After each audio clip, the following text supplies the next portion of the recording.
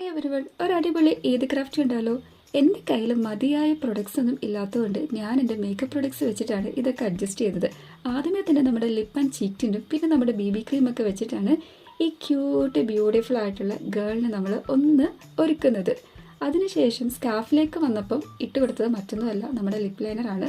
പിന്നെ കയ്യിലിരിക്കുന്ന പൂവിന് നല്ലൊരു കളർ കൊടുക്കണമല്ലോ. ഇതിനൊക്കെ ഞാൻ ലിപ്പ് ലൈനേഴ്സ് ആണ് യൂസ് ചെയ്തിട്ടുള്ളത്. ഓൾറെഡി ഇതുപോലത്തെ ഒരു ക്രാഫ്റ്റ് ഞാൻ നമ്മുടെ ചെറിയ പെരുന്നാൾ ചെയ്തിട്ടുണ്ടായിരുന്നു. ആ സമയത്താണ് ഞാൻ ഇതുപോലെ ബേബി ക്രീംസ് ഒക്കെ യൂസ് ചെയ്തിട്ടുണ്ടായിരുന്നത്. പക്ഷേ ഞാൻ ആ ഒരു ട്യൂട്ടോറിയൽ നിങ്ങളെ വീഡിയോയിൽ കാണിച്ചിട്ടുണ്ടായിരുന്നില്ല. അപ്പോൾ ഇത്തവണ ഞാൻ ഇങ്ങനെ പെൻസിൽസ് ആൻഡ് സ്കെച്ചസ് ഒന്നും ഇല്ലാത്തവർക്ക് ഇതുപോലെ ചെയ്യാവുന്നത് ഉള്ള രീതിക്ക് ഒരു ഇൻഫോർമേഷൻ ആവുമല്ലോ എന്ന് വിചാരിച്ചിട്ടാണ് കേട്ടോ ഈ ഒരു വീഡിയോ കൂടെ ഉൾപ്പെടുത്തിയിട്ടുള്ളത്. പിന്നെ നമ്മുടെ മാസ്കിംഗ് ടേപ്പ് ഒട്ടിച്ചു കൊടുത്തു. അതിനുശേഷം നമ്മൾ ഇനി നമ്മുടെ മെയിൻ ഐറ്റം, അതായത് മറ്റൊന്നുമല്ല, നമ്മുടെ രൂപകൾ ഇങ്ങനെ ഒട്ടിച്ചു കൊടുക്കുകയാണല്ലോ. മണിയാണല്ലോ നമ്മുടെ മെയിൻ എയിം.